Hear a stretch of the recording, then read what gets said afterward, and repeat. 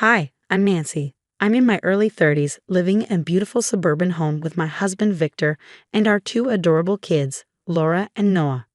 From the outside, we probably look like the perfect family, but let me tell you, looks can be deceiving.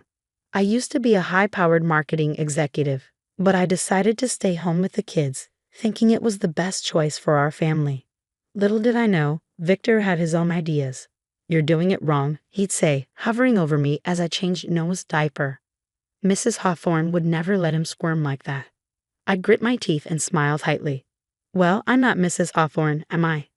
"Clearly," he'd mutter, shaking his head. Mrs. Hawthorne. His childhood nanny, a name that had become the bane of my existence. According to Victor, she was a miracle worker, practically a saint, and he made sure to remind me of it. Daily. One day, while venting to my sister Emma about Victor's latest critique, apparently, I was woefully inadequate at making PB&J sandwiches, she sighed. "Nancy, this isn't healthy. You need to stand up for yourself."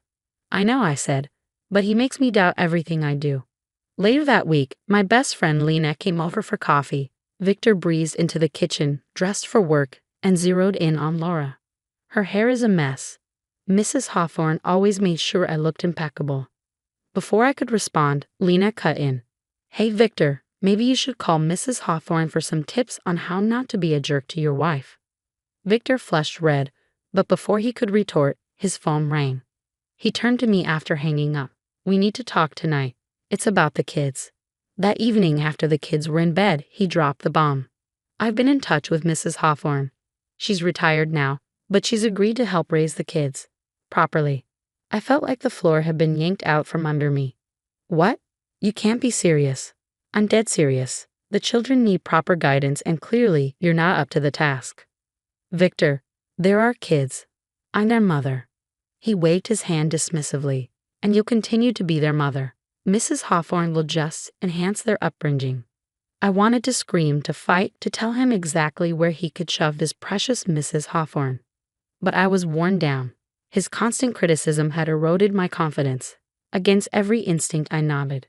"Fine, if that's what you think is best." The day Mrs. Hawthorne arrived, I felt like a stranger in my own home. She swept in, all prim and proper, immediately reorganizing everything. "Oh dear, this simply won't do," she said, rearranging the kids' toys. "Children need structure, not chaos." I bit my tongue and tried to play nice, but over the next few weeks, she took over everything: meals, bedtime routines, even story time. One evening, I tried to tuck Laura in, but she protested. "No, Mommy, I want Mrs. Hawthorne to do it." Those words gutted me. Meanwhile, Victor was hardly ever home, always claiming he was busy with a big project at work. Late-night calls and hushed conversations became routine. Something felt off. I called Emma, desperate. "It's like I don't exist in my own family anymore." "This isn't right," Emma said firmly. "Something's fishy with Victor, and this whole Mrs. Hawthorne thing is extreme." A few days later, Lena came over again. We were chatting in the living room when I overheard Mrs. Hawthorne in the kitchen with the kids. Now, children. We don't want to be like Mommy, always making messes and doing things wrong." My blood boiled. I stormed into the kitchen. "Excuse me, what exactly do you think you're doing?" Mrs. Hawthorne looked at me coolly. "I'm teaching the children proper behavior." By badmouthing their mother, I was shaking with rage. "Well, someone has to set a good example," she said with a smug smile. That was the final straw. "How dare you? You have no right to come into my home and undermine me to my own children." Our voices rose, the argument escalating. Suddenly, Victor appeared in the doorway. "What's going on here?" he demanded. Before I could speak, Mrs. Hawthorne jumped in. "Oh, Mr. Walker, I was simply instilling proper values in the children when your wife became hysterical." I stared at her in disbelief. That evening, as Victor turned to me with a disapproving look, his words cut through the silence like a knife. "Nancy, I thought we agreed. Mrs. Hawthorne knows best. You need to stop interfering." "Interfering?" I echoed, stunned. "In raising my own kids." I was speechless. That night, unable to sleep, I noticed Victor's phone buzzing on the nightstand. A text preview caught my eye. "Can't wait to see you tomorrow, babe. Don't forget our meeting." My heart sank. The late nights, the secrecy, it all made sense now. Hands trembling, I picked up the phone and scrolled through the messages. Dozens of texts, all from someone named Maria. The next morning, while Victor was at work, I called a divorce lawyer and arranged to meet at a quiet cafe far from home. "So what are my options here?" I asked, trying to keep my voice steady. The lawyer gave me a reassuring smile. "Given what you've told me about Victor's behavior and the situation with Mrs. Hawthorne, you have a strong case for both divorce and primary custody." Relief and anxiety washed over me in equal measure. "What do I need to do?" "Document everything," she advised. "Keep a journal, save texts, emails, anything that demonstrates Victor's actions or Mrs. Hawthorne's interference." That became my secret mission. I began keeping meticulous records, hidden in a password-protected app on my phone. At the same time, I reached out to old colleagues from my marketing days. "Nancy, long time no hear," my former boss Jake exclaimed when I called. "What's new?" "Actually, I'm looking to get back into the field. Any openings you know of?" As a matter of fact, we arranged a lunch meeting, and for the first time in months, I felt a glimmer of hope. But at home, things only worsened. One night, Victor stumbled in well past midnight. "Where were you?" "It's so late," I asked, unable to hide my frustration. His eyes flashed with anger. "What are you, my keeper?" "I was working, not that it's any of your business." "It is my business when you're never here for your family." Victor got in my face, his voice rising. "Don't you dare question me. I'm the one keeping this family afloat while you sit around all day." The kids were starting to feel the tension. Laura had nightmares, and Noah became clingy and anxious. "Mommy, why is Daddy always angry?" Laura asked one day, her wide eyes filled with worry. I knelt down, my heart breaking. "Sometimes grown-ups have big feelings, sweetie. But it's not your fault, okay?" Desperate for support, I called Emma. "We need proof of what's happening," she said. "What about hidden cameras?" It felt invasive, but I was out of options.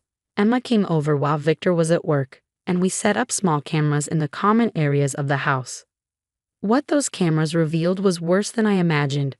Victor's verbal abuse when the kids weren't around, Mrs. Hawthorne undermining me at every turn, and both of them conspiring to make me look unfit as a mother.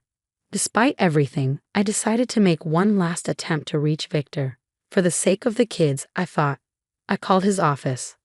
"Hi, it's Nancy. Can we meet for lunch? It's important." There was a pause. "Fine. The usual place. 1 o'clock. The restaurant was bustling when I arrived. Victor was already seated, looking impatient. "What's this about, Nancy? I have a busy day." I took a deep breath. "Victor, we need to talk about what's happening at home. The kids are suffering." He scoffed. "They're fine. Mrs. Hawthorne is doing an excellent job." "No, they're not fine. Laura's having nightmares and Noah's anxious. They need their father." "They have me. I provide for them, don't I?" "It's not just about money, Victor. They need your time, your love." His phone buzzed. He glanced at it, smirking.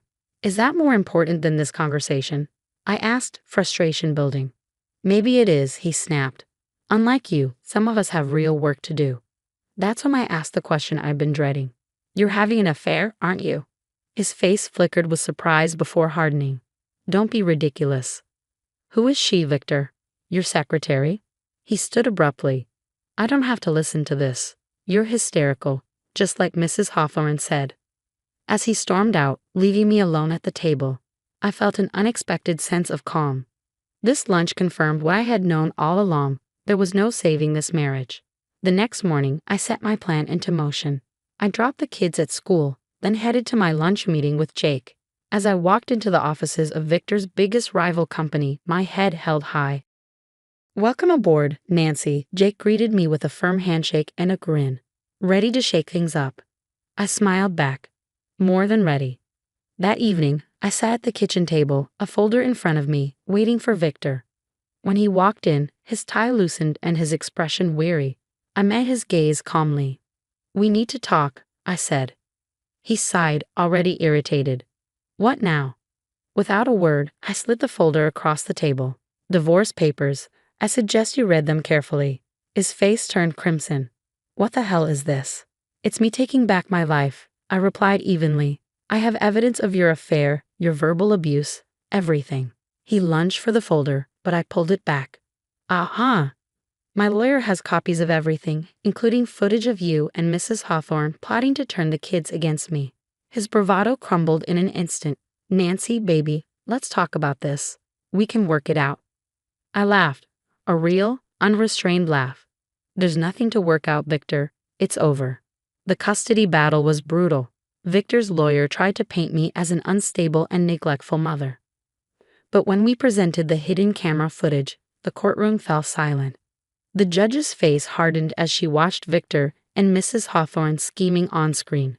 Mr. Walker, this is deeply disturbing behavior, she said, her tone stern. When the judge granted me primary custody, it felt like the weight of the world had been lifted off my shoulders.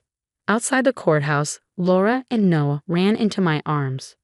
Are we going home now, Mommy? Laura asked, her voice hopeful. Yes, sweetie, I said, holding them close. We're going to our new home. As for Victor, his professional life unraveled as spectacularly as his personal one. News of his affair with his secretary triggered an internal investigation at his company. Between the scandal and the mounting evidence of misconduct, Victor was placed on leave. Within weeks, he was let go. 1 year later, I sat in my new office, gazing at a photo of the kids on my desk. My phone buzzed. It was Emma. You won't believe what I just heard, she said. Victor's new girlfriend left him. Apparently, he's facing some serious financial trouble. I felt a flicker of satisfaction, but mostly relief. It was finally behind me. Enough about him, I said. Are we still on for drinks tonight? I want to celebrate my promotion. That evening, I toasted with Emma and Lena, raising a glass to new beginnings. To Nancy, Lena declared, her grin wide. The comeback queen. I laughed, feeling lighter than I had in years. To us, I corrected. I couldn't have done it without you.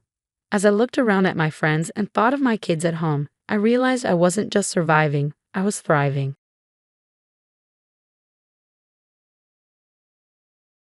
Hi, I'm Mary, 28, a marketing executive at Dixon & Partners.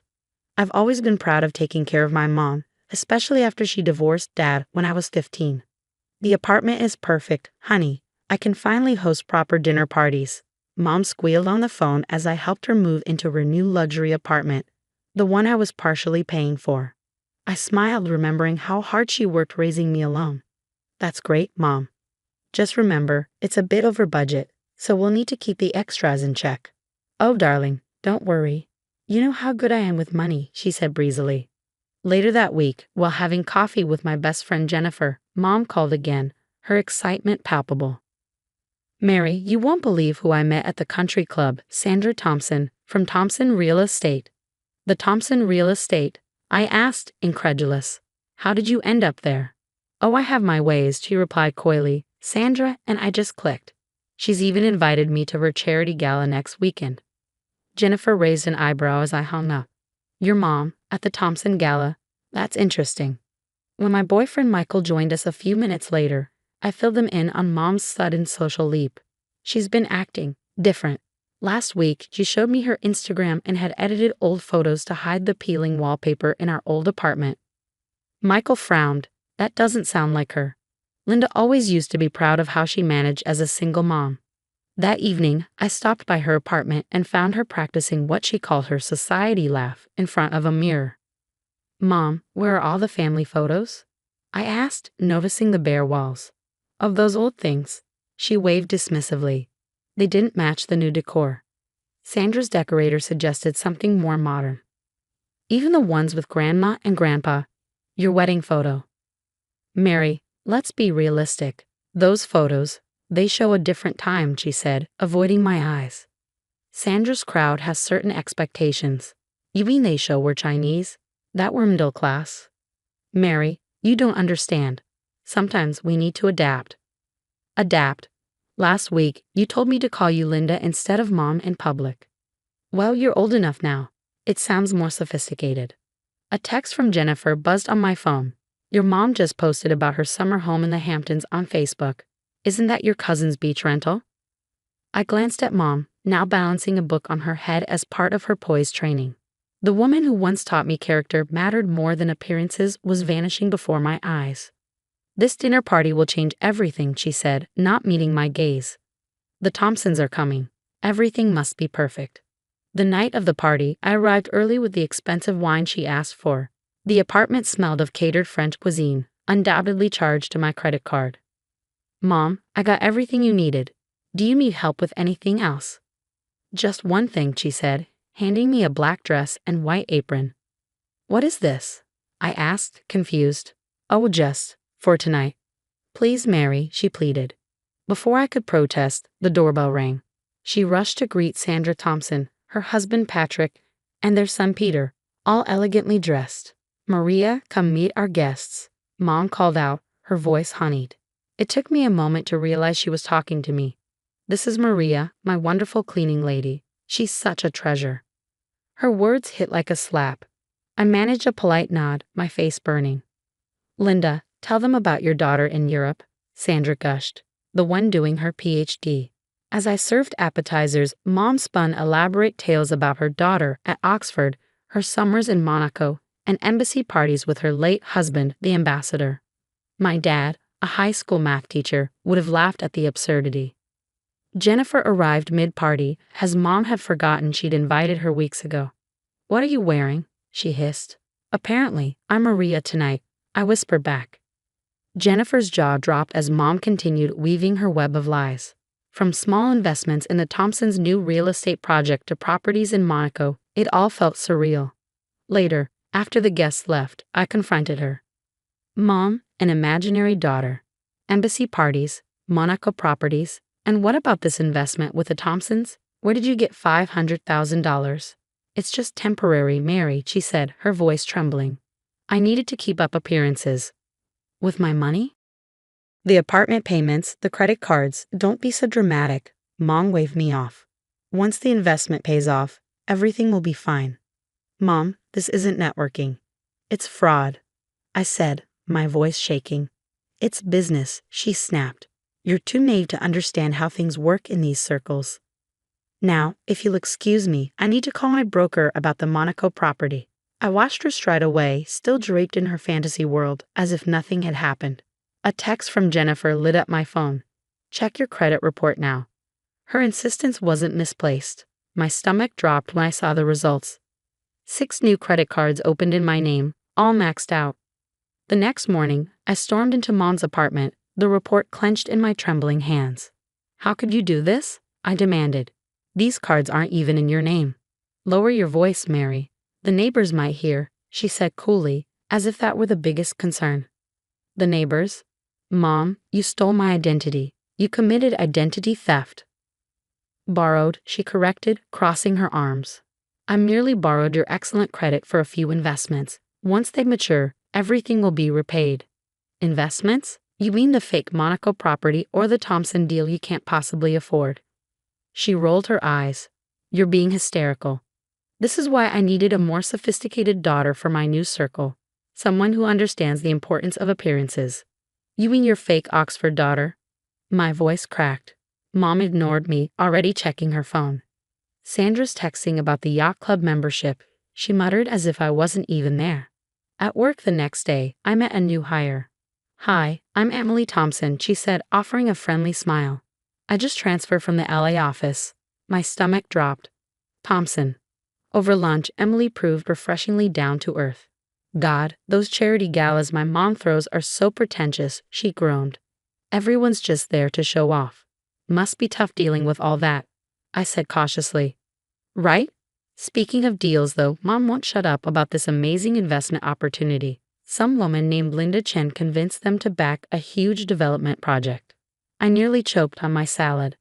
Dad's usually super careful, Emily continued, but this Linda person really worked her magic, got them to fast-track everything. That evening, Jennifer came over with takeout and her laptop. Look what I found, she said, pulling up a series of documents. Your mom's been very busy. Loan applications, investment proposals, wire transfers. How did you get these? I asked, shocked. Peter Thompson sent them. He's been digging too. Jennifer clicked on another file. Look, those investment documents your mom gave his parents? The signatures don't even match. My phone buzzed. A text from Emily. Hey, weird question. But do you know Linda Chen? Mom's freaking out because some checks bounced. Before I could reply, my phone rang. Mary, darling, Mom's voice cooed. I need a tiny favor. Would you co-sign a small business loan? Just a formality. Are you kidding me? I snapped. After everything you've done. This attitude is exactly why I had to invent a better daughter, she said coldly. Do you know how embarrassing it is to have a child who doesn't understand the importance of appearances? Do you know how embarrassing it is to serve dinner to your mother's friends as Maria the maid? That was a compliment. Help is so hard to find these days. The following week was a blur of revelations. Jennifer found social media posts where Mom claimed to own companies I'd never heard of. Emily reported her parents were growing uneasy about their investment. Peter unearthed more documents showing Mom had convinced other wealthy friends to back non-existent properties. Then came the fallout. Letters from credit card companies demanding payments, banks questioning loan applications, and a notice from the IRS requesting clarification on suspicious transactions. Finally, Mom called me, her voice trembling for the first time. Mary, she whispered, the Thompsons are asking questions about the properties. The investments? I might have been a bit creative with some details, Mom admitted when I confronted her. Creative? You mean fraudulent. Such an ugly word, she sniffed. I prefer aspirational. Now, about that business loan. I hung up before she could finish. My phone immediately lit up with texts. Emily. Your mom is the Linda. Dad's lawyers are going crazy. Jennifer. Check your email. More documents from Peter. It's worse than we thought. Peter. My parents' lawyer would like to speak with you. The house of cards Mom had built was finally tumbling down, and I had front row seats to the collapse. I sat in the Thompsons' lawyer's office, surrounded by stacks of evidence. Jennifer's recordings, Peter's documents, my credit reports, and dozens of fraudulent investment papers. Your mother's activities are extensive, the lawyer said gravely. The fake properties alone. We'll handle all the legal details, Sandra Thompson interrupted. Then she turned to me with an accusatory look. But Mary, darling, why didn't you tell us sooner? Tell you what? That my mother introduced me as the maid? That she invented a fake daughter because I wasn't good enough. Sandra at least had the grace to look embarrassed. The dominoes fell quickly after that. Mom's wealthy friends discovered their investments were fake. The country club revoked her membership. The IRS flagged suspicious transactions. Her social media empire of lies crumbled as people realized every post was fabricated. Emily texted me later. Did you see? Your mom tried joining the Sterling Club claiming to be a European duchess. I was typing a response when my boss called me into his office. Mary, he said, we've been impressed with how you've handled everything. We'd like to offer you the director of marketing position. That night, I celebrated my promotion with Michael and Jennifer at our favorite restaurant. As we toasted, my phone buzzed with a notification. Mom had filed for bankruptcy. Good, Jennifer said, raising her glass. Justice served. The next morning, a letter arrived from Mom. Dearest Mary, I'm writing this from my new apartment, much smaller as you'd expect. You'll be disappointed to know that everything I built, well, borrowed, is gone. The Thompsons' lawsuit, the IRS investigation, the bankruptcy. I've hit rock bottom. But losing you hurts the most. I was wrong, so terribly wrong about everything. The fake daughter, the maid incident, the credit cards. I let superficial things blind me to what really mattered. You were always the perfect daughter. I was the imperfect mother. Please forgive me. I folded the letter and tucked it into my desk drawer. On my computer screen, a news article headline stared back at me. Socialite Linda Chen faces federal investigation for investment fraud. The story was over. Now I have a question for you. What would you do if your own mother erased your existence to climb the social ladder? Would you give her another chance after an apology like this? Or would you, like me, maintain firm boundaries? The truth is, sometimes the people who should love us the most are the ones who hurt us the deepest. Share your thoughts in the comments below.